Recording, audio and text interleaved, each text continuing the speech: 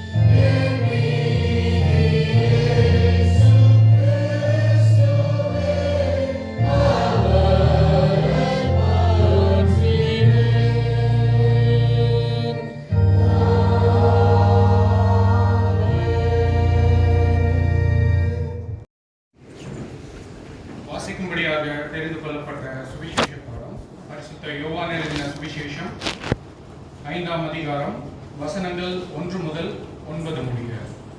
பரிசுத்த யோவான் எழுதின சுவிசேஷம் அதிகாரம் 5 வசனங்கள் 1 முதல் 9 முடிய. இவைகளுக்கு பின்பு யூதருடைய பண்டிகை ஒன்று வந்தது. அப்பொழுது இயேசு எருசலேமுக்கு போனார். எபிரேய பாஷையிலே பெதஸ்தா எனப்பட்ட ஒரு குளம் எருசலேமில் ஆட்டு வாசலின் அருகே இருக்கிறது. அதற்கு 5 மண்டபங்கள் உண்டு. அவைகளிலே குருடர், சப்பானிகள், சூம்பின உருப்புடையவர்கள் முதலான வியாதிக்காரர் அநேகர் படுத்திருந்து தண்ணீர் எப்பொழுது கலங்கும் என்று காத்து கொண்டிருப்பார்கள். ஏனெனில் சில சமயங்களிலே தேவதூதன் ஒருவன் அந்த குளத்தில் இறங்கி தண்ணீரை கலக்குவான். தண்ணீர் கலங்கின பின்பு யார் முந்தி அதில் இறங்குவானோ அவன் எப்பேற்பட்ட வியாதியஸ்தனாயிருந்தாலும் சொஸ்தமாவான். 38 வருஷம் வியாதி கொண்டிருந்த ஒரு மனுஷன் அங்கே இருந்தான். படுத்திருந்த அவனை இயேசு கண்டு அவன் வெகு காலமாய் வியாதியஸ்தன் என்று அறிந்து அவனை நோக்கி, சொஸ்தமாக வேண்டும் என்று விரும்புகிறாயா என்று கேட்டான். அதற்கு வியாதியஸ்தன், ஆண்டவரே, தண்ணீர் கலக்கப்படும் போது என்னை குளத்தில் கொண்டு போய் விடுகிறதற்கு ஒருவரும் இல்லை. நான் போகிறதற்குள்ளே வேறொருவன் எனக்கு முந்தி இறங்கி விடுகிறான் என்றான். இயேசு அவனை நோக்கி, எழுந்திரு, உன் படுக்கையை எடுத்துக்கொண்டு நட என்றார். உடனே அந்த மனுஷன் சொஸ்தமாகி தன் படுக்கையை எடுத்துக்கொண்டு நடந்து போனான். அந்த நாள் ஓய்வு நாளாய் இருந்தது என்பதை வாசிக்கும்படியாக குறிப்பிட்ட வேத பாடம் வாசித்து முடிந்தாயிற்று. கிறிஸ்துவே மகிமையை மகிமையுண்டாவதாக.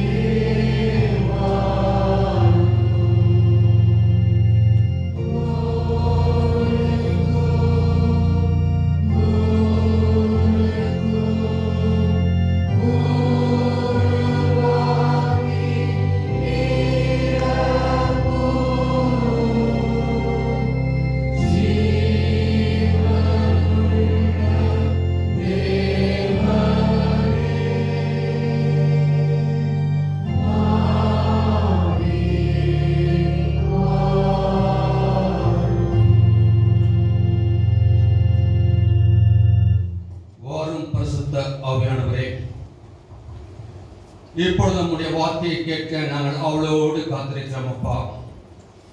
அன்றைக்கு சீசர்கள் அனுப்புகின்ற பொழுது பேசுகிறவர்கள் நீங்கள் அல்ல, பிதாவின் ஆவியானவரே உங்கள் மூலமாய் பேசுவார் என்று சொல்லி அனுப்பின தேவன் தாமே. இப்பொழுதும் அடியனை மறைத்து ஆவியானவர் தாமே இடைபெட வேண்டுமாய் ஜெபிக்கிறோம் அப்பா. உம்முடைய வார்த்தையை அடியுடைய வாயில வைத்து அதை கேட்க எங்களுக்கு கிருதமாய் ஜெபிக்கிறோம் அப்பா. மனுஷன் அப்பத்தினால் மாத்திரமல்ல, தேவனுடைய வாயிலிருந்து புறப்படுகிற ஒவ்வொரு வார்த்தையினாலும் பிழைப்பான் என்ற வார்த்தையின்படி அப்பா நாங்கள் உமக்கென்று பிழைக்கத்தக்கதாய் நாளைய ஜீவனுள்ள வார்த்தையை கொடுக்க வேண்டுமாய் ஜெபிக்கிறோம். நீர் பேசும் ஆண்டவரே, நீர் பேசும். எல்லாவற்றையும் எங்கள் இறைமைந்த இயேசு கிறிஸ்துவிலே அழைக்கிறோம் ஜீவனுள்ள நல்ல பிதாவே, ஆமென். ஹல்லேலூயா, ஹல்லேலூயா, ஹல்லேலூயா. கடவுளுடைய பிரதான கிருபையினாலே மீண்டுமாக உங்களோடு கூட இணைந்து கர்த்தரை ஆராதிக்க முடியாகவும் கர்த்தருடைய வார்த்தையை பகிர்ந்து கொள்ள முடியாமல் கர்த்தர் கிருபை பாராட்டியிருக்கிறார். நன்றி செலுத்துகின்றேன். அழைத்த ஆயருக்கு குலத்தின் ஆழ்த்திருந்து நன்றி செலுத்துகின்றேன். அன்புக்குரியவர்களே, நாம் இந்த ஆண்டின் பொருளை இந்த ஞாயிற்றுக்கிழமையோடு கூட ஆண்டவராகிய இயேசு கிறிஸ்துவினுடைய பாடு மரணங்களை குறித்து தியானிக்கக்கூடிய ஒரு காலத்துக்குள்ளாக நாம் செல்ல இருக்கின்றோம். ஐயா அறிவிப்புகளை கொடுக்கின்ற பொழுது செவ்வாய்க்கிழமை திருவிருந்து, புதன்கிழமை திருவிருந்து, வரக்கூடிய ஞாயிற்றுக்கிழமை திருவிருந்து, இந்த வாரத்தை நீங்கள் நினைத்து பார்க்கின்ற பொழுது ஒரு வாரம் திருவிருந்து இருந்த இடத்துல ஒரே வாரத்திலே 3 திருவிருந்திலே பங்கு கொள்ள கர்த்தர் நம்மை அழைத்திருக்கின்றார் என்று சொன்னால் இந்த வாரம் நாம் எப்படிப்பட்ட வாரத்துக்குள்ளாக நாம் செல்கின்றோம் என்று நாம் உணர்ந்து பார்க்க அழைக்கப்படுகின்றோம். இந்த காலங்களை பார்க்கின்ற பொழுது இன்றைக்கு திருச்சபை நமக்கு கொடுத்திருக்கின்ற தலைப்பு என்ன? தபசு நாட்கள், மீட்பிற்கான காலம். தபசு நாட்கள், மீட்பிற்கான காலம். நாம் மீட்கப்படுவதற்காக நமக்கு கிருபையாய் கொடுக்கப்பட்ட காலத்துக்குள்ளாக நீங்களும் நானும் செல்ல இருக்கின்றோம். ஆம் அன்புக்குரியவர்களே, நாம் செல்லுகின்ற பொழுது நாம் எதையெல்லாம் மீட்பு என்று எதிர்பார்க்க அழைக்கப்பட்டவர்களாய் இருக்கின்றோம். ஆண்டவர் நம்மை மீட்க நிமித்தமாகத்தான் அவருடைய பிள்ளைகளாக இருக்கின்றோம். ஆனாலும் கூட ஆண்டவர் இந்த நாளிலே இந்த தலைப்பின் கீழே நாம் தியானிக்கும்படியாக ஆவியானவர் கூப்பிடுகின்றார் என்று சொன்னால் என்ன மீட்பை நாம் சந்திக்க இருக்கின்றோம். ஒருவேளை இன்றைக்கு நாம் வாசித்த வேத பகுதியெல்லாம் பார்க்கின்ற பொழுது 58ஆம் ஏசாயாவை பார்க்கின்ற பொழுது அது சபத காலம் வந்துவிட்டால் உபவாசம் என்ன, அது அநேக நாட்களிலே நாம் கேட்க இருக்கின்றோம். அது மட்டுமல்ல, இன்றைக்கு ரோமர்களிலே சொல்கின்ற பொழுது கூட அங்கு ஒரு எச்சரிப்பான செய்தியை கொடுக்கப்பட்டதை பார்க்கின்றோம். அன்புக்குரியவர்களே, அப்படின்னா நாம் என்ன நிலைகள் இருந்தாலும் பிறருடைய குற்றத்தை நாம் நோக்கி கொண்டிருக்க அல்ல, நம்முடைய குற்றத்தை நம்முடைய சுயத்தை நாம் ஆராய்ந்து பார்க்க வேண்டும் என்று சொல்லி ரோமர்களிலே பார்க்கின்றோம். இன்றைக்கு சற்று நேர தியானத்துக்கு என்று எடுத்துக்கொண்ட வேத பகுதி, அது 3ஆம் வேத பகுதியாக நாம் வாசிக்க கேட்ட சுவிசேஷ வேத பாடத்தை எடுத்து வைத்துக் கொள்வோம். யோவான் 5ஆம் அதிகாரம் 1 முதல் 3 வசனங்களை பார்க்கின்ற பொழுது இது அடிக்கடி அநேக தேவ தாசர்கள் மூலமாய் ஆவியானவரால் கொடுக்கப்பட்ட வார்த்தை. இந்த நாளிலும் 2022ஆம் ஆண்டிலும் கூட இந்த வார்த்தையை நாம் தியானிக்க முற்படுகின்ற பொழுது ஆவியானவர் நம்மோடு கூட இடைபெறுகிறவராய் இருக்கின்றார். நமது ஆண்டவராகிய இயேசு கிறிஸ்துவை இரட்சகராக மேய்ப்பராக அறிந்து அனுபவித்து மகிழ்ந்திருக்கின்ற நீங்கள் நானும் இன்றைய வேத பகுதியிலே இயேசு கிறிஸ்து நம்மை காண்பவராக, ஹல்லேலூயா ஹல்லேலூயா, இன்றைக்கு ஆண்டவரை நாம் எப்படி பார்க்க போகின்றோம், நம்மை காண்கின்றவராக நாம் பார்க்க போகின்றோம். என்றால் யூதர்கள் பல பண்டிகைகளை கொண்டாடினார்கள். இது அது போன்ற ஒரு பண்டிகை நாட்டிலே இயேசு எருசலேமுக்கு போனார் என்று இந்த வசனம் ஆரம்பிக்கின்றது. ஆண்டவர் எருசலேமுக்கு போகிறார் என்று சொன்னால் ஏதோ ஒரு நோக்கத்தோடு கூட செல்கின்றார். ஆண்டவர் நம்மோடு கூட இடைபெறுகின்றார் என்று சொன்னால் ஏதோ ஒரு நோக்கத்தோடு கூட உங்களோடும் என்னோடு கூட இடைபெறுகின்றவராய் இருக்கின்றார். இன்றைக்கு வாசித்த பகுதியை 2 தலைப்புகளை தியானிக்க பரிசுத்த ஆவியானவர் நமக்கு கிருபை செய்வார். என்றால் சொல்கின்ற பொழுது அந்த வியாதியஸ்தன் சொல்கின்ற பொழுது ஒரு மனுஷன் என்று சொல்லப்படுகிறது. அவனுடைய பெயர் சொல்லப்படவில்லை, அவனுடைய காரியம் சொல்லப்படவில்லை. ஒரு மனுஷன் 38 வருஷமா இருந்தான் சொல்கிறார்கள். எனவே அந்த ஒரு மனுஷன் என்ன நிலைமையில இருந்தான்னு சொல்லி நாம் சிந்திக்க அழைக்கப்படுகின்றோம். ஒன்று உதவிகளற்ற ஒரு மனுஷன், இரண்டாவது உதவி பெற்ற ஒரு மனுஷன், அன்புக்குரியவர்களே, உதவிகளற்ற ஒரு மனுஷன். 1 முதல் 5 வசனங்களை பார்க்கின்ற பொழுது அவனை பார்க்கின்றோம். அங்கு 2ஆம் வசனத்திலே எபிரேய பாஷையிலே பெதஸ்தா எனப்பட்ட ஒரு குளம் எருசலேமின் ஆட்டு வாசலிலே இருக்கிறது. அதற்கு 5 மண்டபங்கள் உண்டு. இன்றைக்கும் உண்டு எருசலேமிலே. ஆண்டவருடைய பிரதான கிருபையினால் 2016ஆம் ஆண்டு அதே குளத்திலே இறங்கி தண்ணீரை வந்த எல்லாருக்கும் கொடுக்கத்தக்கதான ஒரு சிலாக்கியத்தை கர்த்தர் அடியேனுக்கு கொடுத்தார். இன்றைக்கும் அது சொல்லுகின்ற பொழுது அது எப்படியாக இருக்குமா, பெதஸ்தா என்று சொல்லுகின்ற பொழுது அது ஒரு ஆட்டு வாசல் மட்டுமல்ல, அதற்கு கொடுக்கப்பட்ட அந்த 5 மண்டபம் என்று சொல்லுகின்ற பொழுது வேத அறிஞர்கள் சொல்கிறார்கள் 5 ஆகமங்கள் என்று சொல்லுகின்றார்கள்.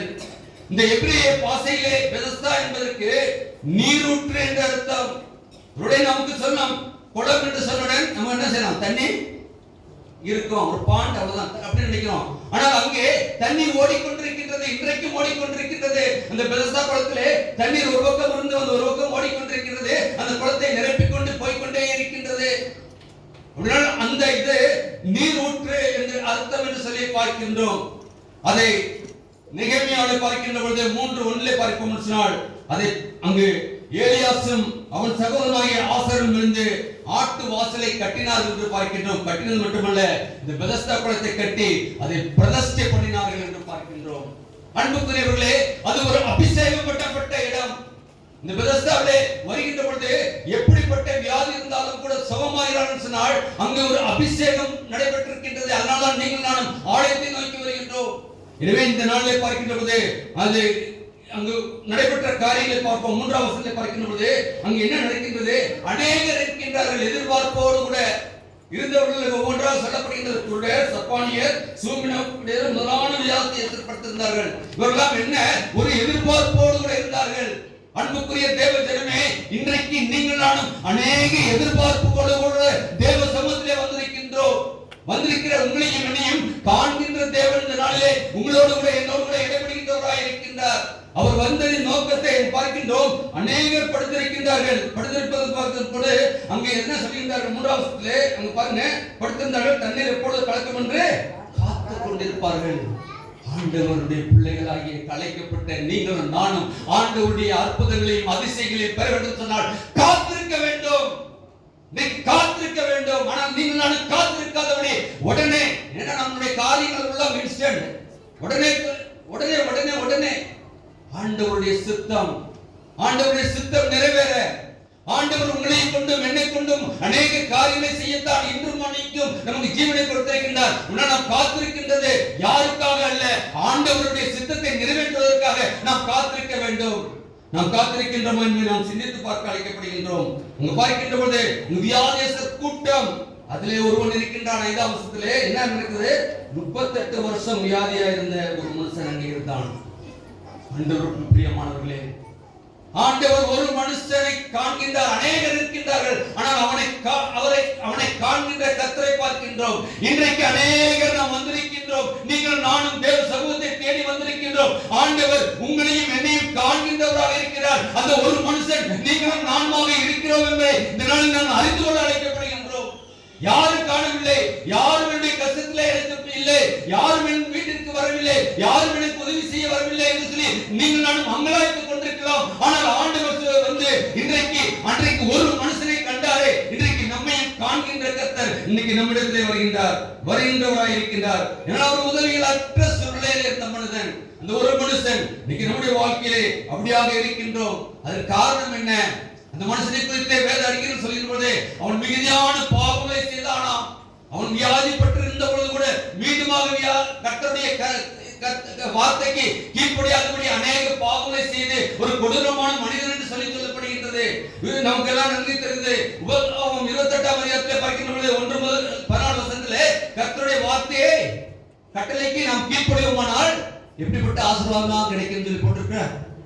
நாம் அப்படி என்றால் நம்முடைய ஆசீர்வாதங்களை நாம் இழப்பதற்கு காரணம் கர்த்தருடைய கட்டளைகளுக்கு நாம் செவிசாய்க்காதபடி வாழ்வதின் நோக்கம்தான் என்பதை நாம் அறிந்து கொள்ள அழைக்கப்படுகின்றோம். இந்த ஒரு மனுஷனை குறித்து அப்படித்தான் சொல்லப்பட்டிருக்கின்றது. அவன் அநேக பாவங்களை செய்தான். அதனாலே அவன் மிகுதியான நினைத்து பார்க்க 38 வருஷம் நினைத்து பார்க்க அழைக்கப்படுகின்றோம். எவ்வளவு இருந்திருப்பான். ஆனால் ஆண்டவர் அங்கு செல்லுகின்றார். செல்வதின் நோக்கம் என்ன? இன்னைக்கு பார்க்கின்ற பொழுது நம்முடைய காரியங்களை அவன் கீழ்ப்படிகிறானா இல்லையா என்று பார்ப்பதற்காக ஆண்டவர் அவனோடு கூட இடைபடுகின்றவராய் இருக்கின்றார். என்னால் ஆசீர்வாதங்களை நாம் பெற்றுக்கொள்ள வேண்டும் சொன்னால் அதில் எல்லாரும் சந்தேகம் வேண்டாம். ஆண்டவர் நம்மை காண்கின்ற கர்த்தர், இதனால நம்மோடு கூட இடைபடுகின்ற கர்த்தர், நம்முடைய சூழ்நிலையில் அறிந்திருக்கின்ற கர்த்தர், உதவிகள் அற்ற சூழ்நிலையில் நாம் இருக்கின்றோம் என்று அறிந்திருக்கின்ற கர்த்தர் நல்ல நம்மோடு கூட இடைபடுகின்றவராய் இருக்கின்றார். அன்புக்குரியவர்களே, அதை முதலாவது நாம் விசுவாசிப்போம் என்று சொன்னால் நிச்சயமாக ஆண்டவர் இரண்டாவதாக அவர் செய்த காரியத்தை பார்க்கிறோம். உதவி பெற்ற மனுஷன், இரண்டாவது உதவி பெற்ற மனுஷன். அல்ல 6 முதல் 9 வசனங்களை பார்க்கின்ற பொழுது அங்க ஆண்டவர் வருகின்றார். வந்து அவனிடத்தில் என்ன கேட்கின்றார்? நீ சொத்தமாக வேண்டும் என்று விரும்புகிறாயா? நினைத்து பாருங்க. அவன் சொத்தமாக தான் அங்க போய் இருக்கான். எப்ப கலக்குமோ, எப்ப இது பண்ணுமோ, ஆனால் ஆண்டவர் கேட்கின்றார். ஆண்டவர் இன்றைக்கு நம்முடைய வாழ்க்கையில இடைபடுகின்ற பொழுது நம்முடைய விசுவாசத்தை நம்மை சோதிக்கின்றவராய் இருக்கின்றார். ஆண்டவர் ஒருவர் நமக்கு எல்லாத்தையும் கொடுத்து வரல, நாம் கொண்டிருக்கின்ற விசுவாசத்திலே உறுதியா இருக்கின்றோமா? ஆண்டவர் கேட்பார். கேட்பதற்கு நீங்கள் நானும் மறு உத்தரவு கொடுக்க ஆயத்தமா இருக்க வேண்டும்.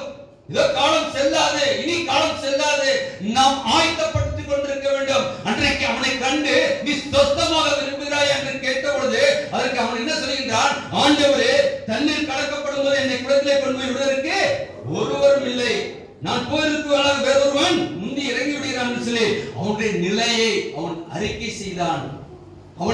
செய்தான். தன்னுடைய நிலையை அறிக்கை செய்தான். இன்னைக்கு நம்முடைய நிலையை நாம் அறிந்திருக்கின்றோமே, ஆண்டவருடைய திருச்சங்கத்திலே வந்திருக்கின்றோமே, அவருடைய கல்வாரி சிலுவையை நோக்கி பார்க்கின்றோமே, நாம் நம்முடைய நிலையை அறிக்கை செய்கின்றவராய் இருக்கின்றோமா? அல்லது மற்றவர்களை குற்றப்படுத்தி வாசித்தோமே ரோமர் 2ஆம் அதிகாரத்திலே சொல்லப்படுகின்றபடி மற்றவர்களை குற்றப்படுத்திக் கொண்டு நாம் குற்றமற்றவர்கள் என்று சொல்லி நாம் வாழ்ந்து கொண்டிருக்கின்றோம் என்று சிந்தித்து பார்க்க அழைக்கப்படும். கேள்விப்படுகின்றோம். அவன் அறிக்கை செய்கின்றான். அறிக்கை செய்த நிமித்தமாகத்தான் ஆண்டவராகிய இயேசு கிறிஸ்து என்ன செய்கின்றார்? அங்கு 8ஆம் வசனத்திலே எழுந்திரு உன் படுக்கையை எடுத்துக்கொண்டு நட. அவன் சொன்ன மாத்திரத்திலே ஆண்டவர் செய்த காரியம், அவனுடைய நிலைமையை முற்றிலுமாக ஆண்டவருடைய திருச்சமூகத்திலே அர்ப்பணித்த பொழுது அவன் அங்கு பார்க்கின்றோம், அங்கு என்ன செய்கின்றார்? எழுந்திரு உன் படுக்கையை எடுத்துக்கொண்டு நட என்றார் என்று பார்க்கின்றோம். அன்புக்குரியவர்களே, இன்னைக்கு நாம் கூடிய காரியங்களை பார்க்கின்ற பொழுது இன்னைக்கு நமக்கு நன்கு தெரிந்தது. லூக்கா 8ஆம் அதிகாரம் 40-48 வசனங்களை பார்ப்பது 12 வருடம் பெரும்பாடுள்ள ஸ்திரியை நாம் அறிந்திருக்கின்றோம். எவ்வளவு பெரிய கூட்டம்! ஆண்டவருடைய வஸ்திரத்தை தொட்டால் சுமன். எவ்வளவு பெரிய விசுவாசம் பாருங்க! அவள் தன்னுடைய நிலைமை அறிந்து கூட்டத்தை பார்க்காதபடி அவள் ஆண்டவரை தொடுகின்ற பொழுது ஆண்டவரிடத்திலிருந்து வல்லமை புறப்பட்டது. வல்லமை புறப்பட்டது. இன்னைக்கு நாம் மனுஷரை பார்த்து கொண்டிருக்காதபடி ஆண்டவரை பார்த்து, ஆண்டவரே உம்மால் கூடும், இந்த நாளிலே என்னுடைய நிலைமையை நீ அறிந்திருக்கிறீரப்பா, என்னுடைய கண்ணீரை நீ காண்கிறீரப்பா, என்னுடைய வேதனையை நீ அறிந்திருக்கிறீரப்பா, என்னுடைய வியாதியை அறிந்திருக்கிறீரப்பா, என்னுடைய குடும்பத்தின் பிள்ளைகளுடைய காரியங்களை அறிந்திருக்கிறீரப்பா, பிள்ளைகளுடைய எதிர்கால வாழ்க்கையை நீ அறிந்திருக்கிறீரப்பா. ஆண்டவரே, ஆண்டவரே என்னுடைய நிலையை நீர் அறிந்திருக்கிறீர். நிச்சயமாக நீர் என்னை இந்த உலகத்திலே எந்த சூழ்நிலையும் வெட்கப்பட்டு போடாதபடி எழுந்து நட என்று சொல்லி அன்றைக்கு சொன்னீரே, அதே போன்று இன்றைக்கும் என்னுடைய வாழ்க்கையிலே நான் எல்லா சூழ்நிலையிலும் ஆண்டவரை பிரதிபலிக்கத்தக்கதாய் என்னுடைய வாழ்க்கை இருக்க அழைக்கப்பட்டவனாய் இருக்கிறேன் என்பதை அறிந்து கொள்ள அழைக்கப்படுகின்றோம். இன்னும் சொல்கின்ற பொழுது மத்தேயு 9:6, மார்க் 2:11, லூக்கா 5:24 பார்க்கின்ற பொழுது அங்கு ஆண்டவர் சொல்கிற காரியம், திருவார்க்கன் நோக்கி நீ எழுந்து உன் படுக்கையை எடுத்துக்கொண்டு போ. அங்கு பார்க்கின்ற பொழுது அங்கு அவனுடைய விசுவாசத்தை கண்டல்ல, அங்கு 4 பேருடைய விசுவாசத்தை கண்டு ஆண்டவர் உன் படுக்கையை எடுத்துக்கொண்டு நட. ஆண்டவர் இன்றைக்கு நம்மை ஒரு ஐக்கியத்துக்குள்ளாக வைத்திருக்கின்றார். ஒரு சபையிலே நாம் அங்கமாக இருக்கின்றோம் சொன்னால், நம்மோடு இருக்கின்ற மக்களுக்காக விசுவாசத்தோடு நாம் ஜெபிப்போம் சொன்னால், நிச்சயமாக கண்ணீரோடு வேதனையோடு இருக்கின்ற மக்கள் அதிலிருந்து விடுதலை பெறுவார்கள். அல்லேலூயா, அல்லேலூயா. இன்னைக்கு அதற்காக தான் நாம் வந்திருக்கின்றோம். நாம் வந்திருப்பதை நோக்கம் நம்முடைய பிள்ளைகள் அழைக்கப்பட்டு பரிசுத்த ஓய்வு நாளில் தேவ சமூகத்தில் இருக்கின்றோம் சொன்னால், நம்முடைய விண்ணப்பங்களை கேட்கின்ற கர்த்தர் நம்மோடு கூட இருக்கின்றார். அல்லேலூயா. ஏன்னா அவர் என்ன சொல்கிறார்? வீட்டுக்கு போ என்று சொல்லி அவனை சொல்லுகிறார். ஆண்டவர் இன்னைக்கு வந்திருக்கிற நீங்கள் நானும் 9ஆம் வசனத்தை பார்க்கிற பொழுது அந்த மனுஷன் சொஸ்தமாகி தன் படுக்கையை எடுத்துக்கொண்டு நடந்து போனான். ஆண்டவர் சொன்ன வார்த்தையை அவன் முழுவதுமாக விசுவாசித்தான். அறகுறையாக அல்ல. எழு நட. எப்படி முடியுமா? ஆண்டவரே எப்படி முடியும்? உன் கையை கொடு. நீங்க என்ன சொல்லுவோம்? முடியலப்பா, வாங்க கடவுளை இருந்து பார்த்து வரேன். எப்படி பார்ப்பாரு? கேட்கறமா இல்லையா? ஒன்னும் நீங்க கவலைப்படாதீங்க, எல்லா கடவுள்கிட்ட ஜெபிப்போம், எல்லாம் அந்த ஜெப பண்ணுவோம்னு சொன்னா கூட நம்முடைய விசுவாசம் எப்படியாக இருக்கிறது? என்ன பண்ண நாங்கள் ஜெபிச்சோம், இப்படி பிரச்சனைகள், இப்படி போராட்டங்கள் நீங்க வந்துட்டு இருக்கா இல்ல? இத்தனை குடும்பங்கள்ல ஆண்டவர் எதிர்பார்ப்பது சொன்ன மாத்திரத்திலே அந்த மனுஷன் சுத்தமாகி தன் படுக்கையை எடுத்துக்கொண்டான். ஆண்டவர் சொன்ன மாத்திரத்திலே அவன் எழுந்திருக்கிறான். 38 வருஷமாய் குளத்துக்கு அருகிலே இருந்தவன் குளத்திலே தண்ணீர் கலக்கப்படும் பொழுது போய் அங்கே முதலாவது இறங்க முடியாதவன் ஆண்டவர் சொன்ன மாத்திரத்திலே அவருடைய கையை கேட்கவில்லை. அவருடைய வார்த்தை ஜீவுள்ள வார்த்தையா இருந்தது. நம்முடைய ஆண்டவருடைய வார்த்தை ஜீவுள்ள வார்த்தை. நீ எழுந்து நட என்று சொன்னவுடன் அவன் எழுந்தான் என்று பார்க்கின்றோம். அந்த வார்த்தையை நாம் கேட்டு கேட்டு கேட்டு அல்ல, கேட்கிறபடி நாம் எழுந்து நிற்க அழைக்கப்படுகின்றோம். ஆண்டவருக்காக அரிய பெரிய காரியங்களை செய்ய நாம் அழைக்கப்பட்டவர்களாக இருக்கிறோம். அன்புக்குரியவர்களே, ஆம், அதற்கு பார்க்கின்ற பொழுது அதில் ஒரு வார்த்தை சொல்லப்படுகிறது, அந்த நாள் ஓய்வு நாளாக இருந்தது. அது பெரிய கேள்வி. அந்த நாள் ஓய்வு நாளாக இருந்தது. ஓய்வு நாள் என்று சொல்லுகின்ற போது அங்கு பார்க்கின்ற காரியங்களை பாருங்க. அங்கு நடைபெற்ற காரியம் நியாயப்பிரமாணத்தை மீறின காரியமாக காணப்படும். விசாரணைக்கு உட்படுகின்றதா காணப்படும். ஞாயிற்றுக்கிழமை ஒரு வேலை செய்யக்கூடாது. அவரிடத்திலே குற்றம் கண்டுக்கும்படியாக ஆசாரியரும் பரிசேயரும் காத்துக் கொண்டிருக்கின்றார்கள். அதனால அங்க சொல்லப்படுகிறது, அந்த ஒரு மனுஷன் அவன்கிட்ட வந்து கேட்கிறாங்க, யார் உன்னை சுகப்படுத்துறது? கேட்ட கேள்விக்கு அவன் சொன்ன பாருங்க 11ஆம் வசனம், நான் அவரை அறியவில்லை. ஆண்டவர் யாருமே சொல்ல, ஆனால் ஆண்டவர் சொன்ன வார்த்தைக்கு ஜீவன் இருந்தது. அவன் மாத்திரத்தை எழுந்து நடந்தான். 11ஆம் வசனத்திலே சொஸ்தமாக்கப்பட்டவன் அவர் இன்னார் என்று அறியவில்லை. கேட்கிறாங்க, என்ன பண்றாங்க? அங்க வந்து கேட்ட உடனே யார் உன்னை குணமாக்குறது? யாருன்னு அறியவில்லை என்று சொன்னான். சொன்ன மாத்திரத்திலே அடுத்ததாக பார்க்கின்ற போது 11ஆம் வசனத்திலே பாருங்க, அதுக்கு இயேசுவானவர் எங்க பார்த்தாராம்? தேவாலயத்திலே. முதலாவது எங்க கண்டார்? பெதஸ்தாவிலே கண்டார். பெதஸ்தாவிலே கண்டவர் இன்றைக்கு எங்கே காண்கின்றார்? தேவாலயத்திலே காண்கின்றார். ஆண்டவருடைய திருச்சமூகத்திலே அற்புதங்களையும் அதிசயங்களையும் பெற்ற நீங்கள் நான் இன்றைக்கு ஆலயத்துக்கு வந்திருக்கின்றோம் என்று சொன்னால் அது ஆண்டவருடைய திருவுள்ள சித்தம். அன்றைக்கு அந்த வியாதி படுக்கையில இருந்து 38 வருஷமாய் இருந்தவன் செய்த காரியம் என்ன? அவரை அறியவில்லை. ஆனால் அவன் என்ன செய்தான்? தேவாலயத்துக்கு வந்தான். வந்த பொழுது மீண்டுமாக இயேசு அவனை கண்டு என்ன சொல்கிறார்? அதிக கேடான ஒண்ணும் உனக்கு வராதபடி இனி பாவம் செய்யாதே. உனக்கு தெரியுதா? ஆண்டவர் நம்மை ஆராய்ந்து அறிகிற தேவன். மனிதனோ முகத்தை பார்க்கிறார், கர்த்தரோ உள்ளத்தை ஆராய்ந்து அறிகிற தேவன். நம்முடைய உள்ளத்தின் சிந்தனை செயல்பாடுகளை ஆராய்ந்திருக்கிற கர்த்தர். அங்கு பார்க்கிறோம், அவன் வியாதிப்பட்டவன் என்றுதான் நாம் அறிந்திருக்கிறோம். ஆனால் நீ ஒன்றும் பாவம் செய்யாத, கேடான காரியத்தை செய்யாதே, பாவம் செய்யாதே என்று சொல்லி அங்கு சொல்வதை பார்க்கின்றோம். அங்கு சொன்ன மாத்திரத்திலே அங்கு பார்க்கின்றோம் ஆலோசனை பெற்ற அவன் என்ன செய்கின்றான் என்று பார்க்கின்ற பொழுது அங்கு பார்க்கின்றோம். நமக்கு தெரியும், யோவான் 8:30 குமாரன் விடுதலை ஆக்கினால் மெய்யாகவே விடுதலையாவீர்கள்.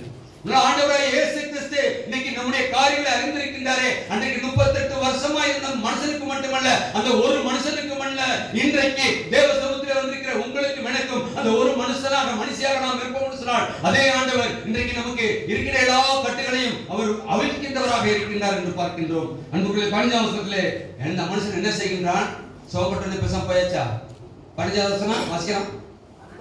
அந்த மனுஷன் போய் தன்னை சுத்தமாக்கினவர் இயேசு என்று யூதர்களுக்கு. ஹல்லேலூயா, ஹல்லேலூயா.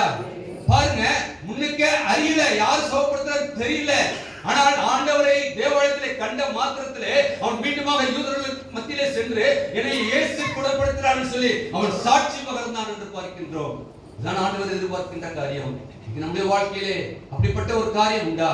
இன்னைக்கு தேவ சமூகத்திலே வந்திருக்கிற நீங்கள் நானும் ஒரு விஷயம் நம்மை ஆராய்ந்து பார்த்து, ஆண்டவரே எனக்கு கிருபையா இந்த ஆண்டை கொடுத்திருக்கிறேன், இந்த ஆண்டிலே கர்த்தாவே தபசு நாட்களுக்குள்ளாக நான் கடந்து செல்ல இருக்கின்றேன். ஆண்டவரே என்னுடைய வாழ்க்கையிலே நீ நடப்பித்த காரியங்களை நான் அறிந்து கொண்டு செயல்படத்தக்கதா எனக்கு கிருபையுமாய் ஜெபிக்கிறோம் என்று சொல்லி ஜெபிக்க அழைக்கப்படுகின்றோம்.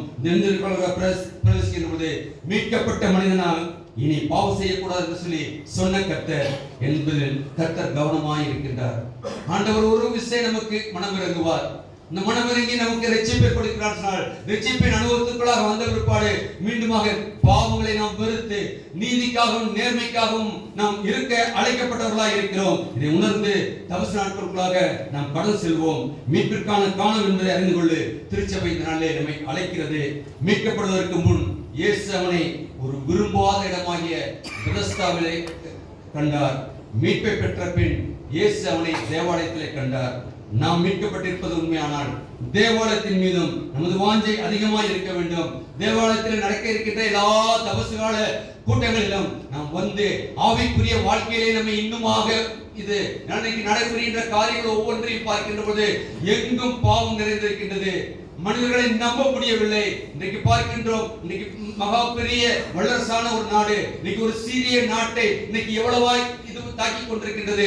நினைத்து பாருங்கள் எப்படிப்பட்ட காலத்துக்குள்ளாக நாம் வாழ்ந்து கொண்டிருக்கின்றோம். அங்க இருக்கின்ற எந்த யாரும் உதவி செய்யக்கூட முடியாதபடி அங்கு இருக்கின்ற மக்கள் அங்கலாய்த்துக் கொண்டிருக்கின்றார்களே. ஆனால் கர்த்தர் நமக்கு கிருபையாய் எல்லா பாதுகாப்போடு கூட நாம் இருக்கத்தக்கதான ஒரு நாட்டை கொடுத்திருக்கின்றார், நமக்கு வாழ்க்கையை கொடுத்திருக்கின்றார். இது மீட்பின் காலம் என்று சொல்லி நம்மை அழைக்கின்றார். நாம் மீட்கப்பட்டவர்களாய் அவருக்குள்ளாக வாழ அழைக்கப்பட்டவர்களாய் இருக்கின்றோம். என்னால் கிறிஸ்துவின் இரத்தத்தால் மீட்கப்பட்டிருக்கிற நாம் எங்கே நின்று கொண்டிருக்கின்றோம்? இன்றைக்கும் நாம் பெஸ்தாவில் நின்று கொண்டிருக்கின்றோமா அல்லது தேவாலயத்தில் இருக்கின்றோமா? அநேக தேவாலயத்துக்கு வருகிறார்கள், ஆனால் அவருடைய நினைவுகள் எல்லாம் எங்கே இருக்கின்றது என்பதை நாம் அறிந்திருக்கின்றோம். அநேக காரியங்களை குறித்து சிந்தித்துக் கொண்டே இருப்பார்கள். ஆலயம் முடிந்த பிற்பாடு என்ன செய்ய வேண்டும்? இல்ல பிரியமானவர்களே, அப்படிப்பட்ட காலத்துக்குள்ளாக நாம் வாழ அழைக்கப்பட்டவர்கள் அல்ல. நாம் இருக்கின்ற இடங்களிலே பரிசுத்தமுள்ள ஆண்டவர், அதனால நாம் ஜெபிக்கின்ற பொழுது பரிசுத்த ஆவியானவரே எங்களை பொறுப்படுத்திக் கொள்ளும், நீர் எல்லாவற்றிலும் எங்களை விடுதலை பண்ணோம், எங்களை உமக்கென்று உண்மையாய் நாங்கள் ஆராதிக்கத்தக்கதாய் முழு இதயத்தோடும் முழு ஆத்மாவோடும் முழு பலத்தோடும் நாங்கள் ஆராதிக்கத்தக்கதான கிருபைதாரம் என்று சொல்லி நாம் முதலாவது நாம் ஏறடிக்கின்றோமே. அன்புக்குரியவர்களே, நாம் எப்படியாக வாழ்ந்து கொண்டிருக்கின்றோம் என்பதை சிந்தித்து பார்க்க அழைக்கப்படுகிறோம், அல்லது எதை யாருக்காக செய்து கொண்டிருக்கின்றோம் என்று நாம் அறிந்து பார்க்க அழைக்கப்படுகின்றோம். எச்சரிக்கை உணர்வோடு கூட ஆண்டவர் நம்மை அழைத்தது நோக்கத்தை அவர் நிறைவேற்ற சித்தமுள்ளவராய் இருக்கிறார். அவர் எழுந்து நட என்று சொல்லி அவனை அழைத்த மாற்றத்திலே அவன் போய் யூதர்களுக்கு சாட்சி புகுந்தாரே. இன்னைக்கு நம்மை சுத்தி இருக்கின்ற எத்தனை கர்த்தரை அறியாத மக்கள் உண்டு. ஒருவேளை நான் இங்கே பார்த்த பொழுது ரொம்ப அதிசயமா இருந்தது. பெண்கள் ஐக்கிய சங்கத்திலிருந்து செவ்வாய்க்கிழமை நடைபெறுகின்ற அநேக ஆலயங்களுக்கு சென்றிருக்கின்றேன். ஆலயத்திலே வைத்து உபவாச கூட்டங்கள் நடத்தி கொண்டிருப்பார்கள். ஆனால் இங்க இருக்கின்ற பெண்கள் சங்கத்திலே வீடுகளுக்கு சென்று ஒவ்வொரு வீட்டிலும் அங்கு பாடி துதித்து ஜெபித்து வருகின்றது. நிச்சயமாக அது கடவுள் விரும்புகின்ற ஒன்று.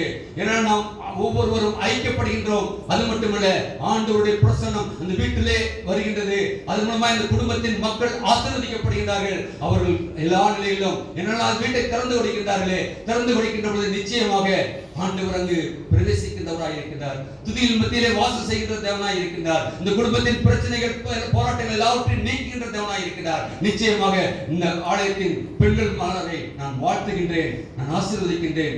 ஆண்டவர் அப்படிப்பட்ட ஊழியத்தை, இது ஒரு ஊழியம். ஒருவேளை ஆலயத்துக்கு வந்து செல்வது மட்டுமல்ல ஊழியம். நீங்கள் செவ்வாய்க்கிழமையில் சிரமப்பட்டு வந்து அங்கே இருந்து பாடி நீங்கள் செய்கின்ற காரியம் நிச்சயமாக ஆண்டவருக்கு உள்ள ஏற்புடையதாக இருக்கின்றது. ஏனால் இந்த ஆண்டிலே ஆண்டவர் கொடுத்த வாக்குத்தத்தம் இதிலும் பெரிதானவர்களை காண்பாய்.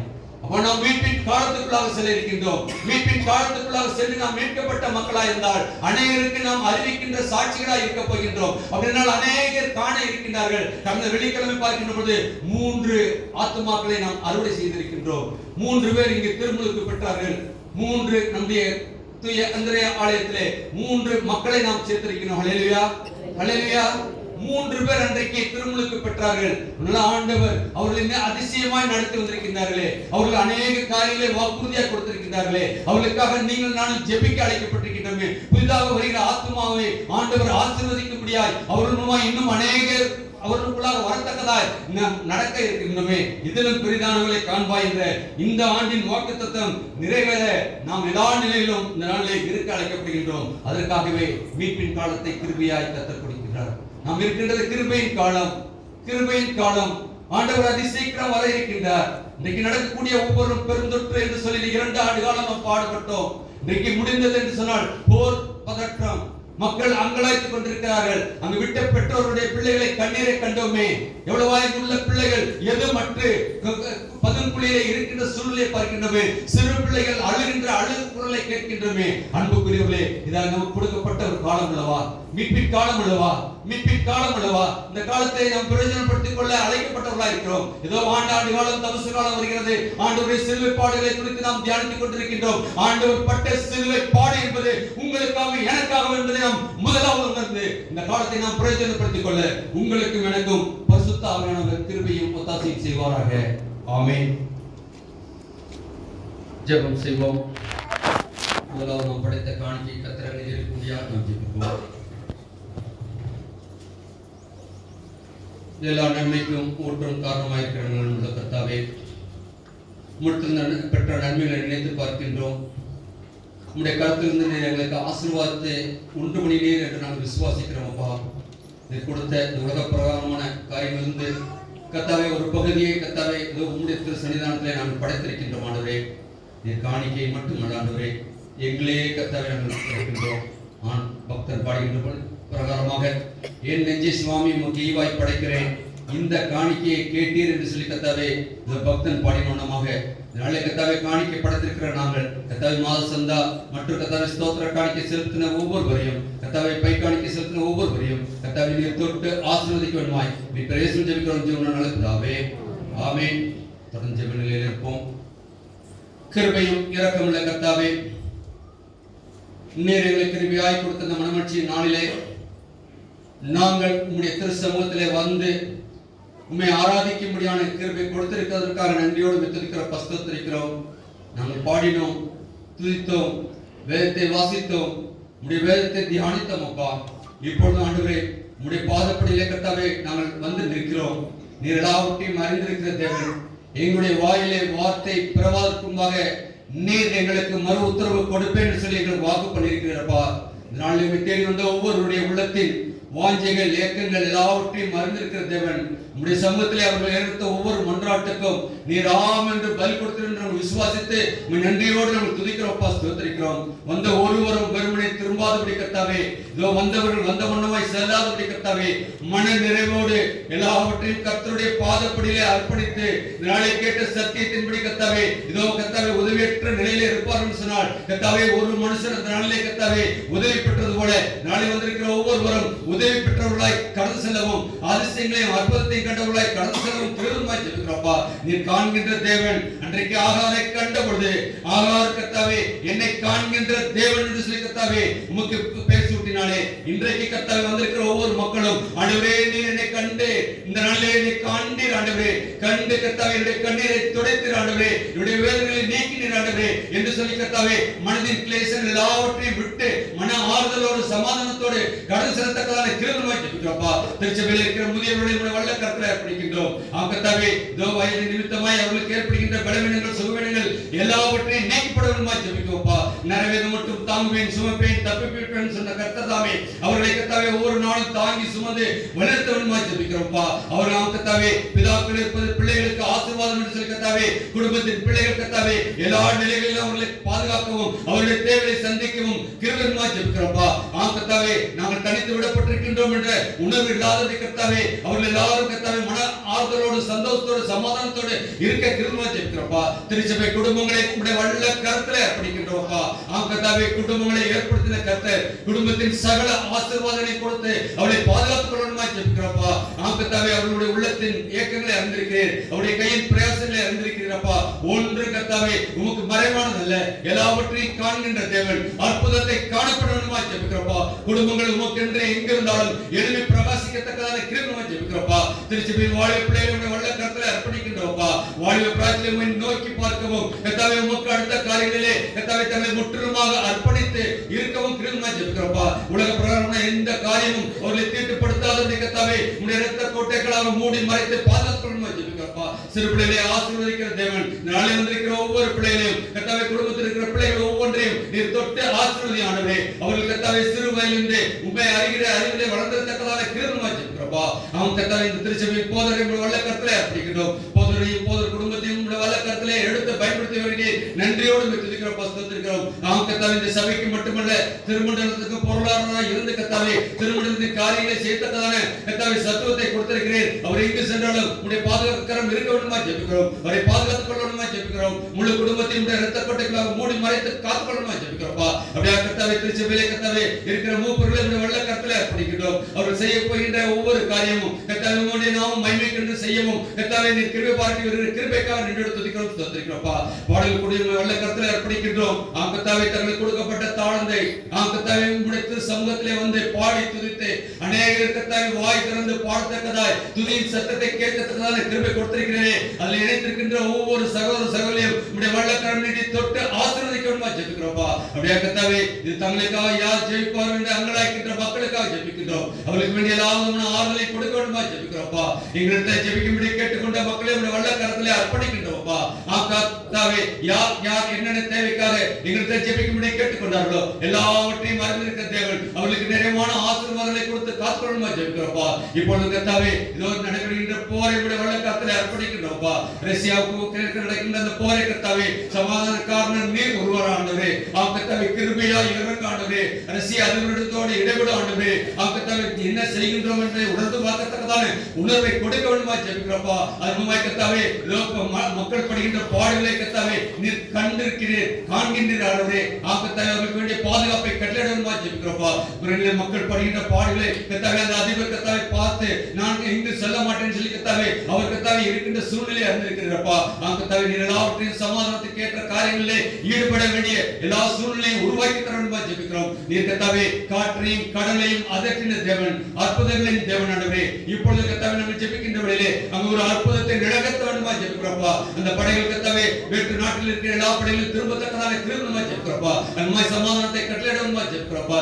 இந்த நாட்டையும் வல்ல கரத்திலே அர்ப்பணிக்கின்றோம். இந்த நாடு கர்த்தாவே உம்முடைய நாடாய் உம்மை பிரதிபலிக்கின்ற நாடாய் இருக்க இம்மட்டுமாக கிருபை பாராட்டி வருகிறீர். நன்றியோடு துதிக்கிறோம்ப்பா. உம்முடைய பிள்ளைகளுக்கு விரோதமாய் எழும்புகிற எந்த ஆயுதமும் வாய்க்காதே போம் என்ற வார்த்தையின்படி கர்த்தாவே உம்முடைய சுவிசேஷத்தை அறிவிக்கின்ற பிள்ளைகளுக்கு விரோதமாய் எழும்புகின்ற மக்களை நீர் சந்திக்க வேண்டுமாய் ஜெபிக்கிறோம்ப்பா. சவுலை சந்தித்த கர்த்தர் இன்றைக்கு அநேகரை சந்தித்து கர்த்தாவே பவுலாய் மாற்றி அநேக நிருபங்களை எழுத முடியும், அநேக சபைகளை உருவாக்க முடியாத கிருபை கொடுத்தீரே.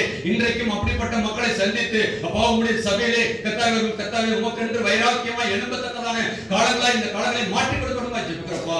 விசேஷமாய் கர்த்தாவே வரக்கூடிய நாட்களிலே கர்த்தாவே உம்முடைய பாடு மரணங்களை தியானிக்கின்ற தபச நாட்களுக்குள்ளாக நாங்கள் கடந்து செல்ல இருக்கின்றோம். கர்த்தாவே நாளை கேட்ட சத்தியத்தின்படி அது மீட்பின் காலம் ஆண்டவரே, மீட்பின் காலம் ஆண்டவரே. நாங்கள் மீட்பிற்கு ஏற்றவர்களாய் நாங்கள் இருக்க கர்த்தாவே நீர் கிருபையாய் ஜெபிக்கிறோம்ப்பா. எல்லாவற்றையும் உடைய கரத்திலே நாங்கள் அர்ப்பணிக்கின்றோம். நாளை வந்த ஒருவரும் வெறுமனே திரும்பாதபடி உடைய வல்லக்கரம் நீட்டி தொட்டு ஆசீர்வதிக்குமாய் மீட்பர் இயேசுவின் ஜெபிக்கிறோம் ஜீவன நல்ல பிதாவே, ஆமென். பரமண்டலின் பிதாவே, உம்முடைய நாமம் பரிசுத்தப்படுவதாக, உம்முடைய ராஜ்யம் வருவதாக, உம்முடைய சித்தம் உம்முடைய செய்யப்படுவதாக. அன்றெல்லாம் தாரும் எங்களுக்கு உபதமாக செல்லுங்கள் முடியும். எங்களை சோதனைக்கு பிரவேசிக்க நாம் தீர்மானித்துள்ளோம். ராஜ்யம் ஆண்டவரை என்றே ஆமென். நம்முடைய ஆண்டவராகிய இயேசு கிறிஸ்துவின் கிருபையும் பிதாவாகிய தேவனுடைய அன்பும் பரிசுத்த ஆவியினுடைய பாதுகாப்பும் பராமரிப்பும் வழிநடத்தலும் சமாதானமும் நம் அனைவரோடும் நிலைத்திருப்பதாக.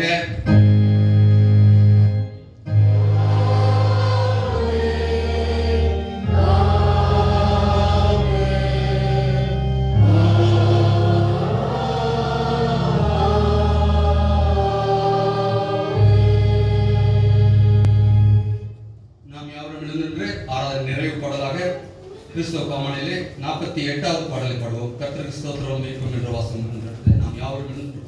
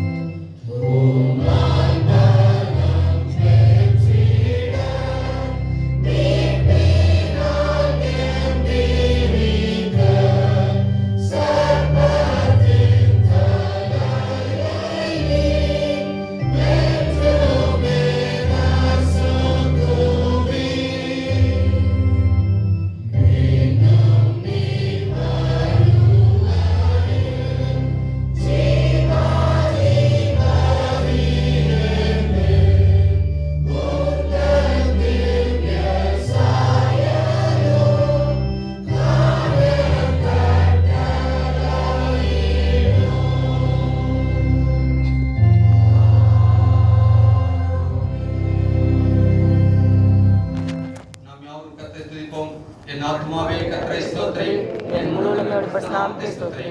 என் ஆத்மாவே கர்த்தரை ஸ்தோத்திரி. கர்த்தர் செய்த சகல பாவங்களும் ஆமென். கர்த்தர் உங்களோடு இருப்பாராக. கர்த்தர் தரும் மெய் சமாதானத்தோடு சென்று வாருங்கள். கர்த்தருக்கு நாமம்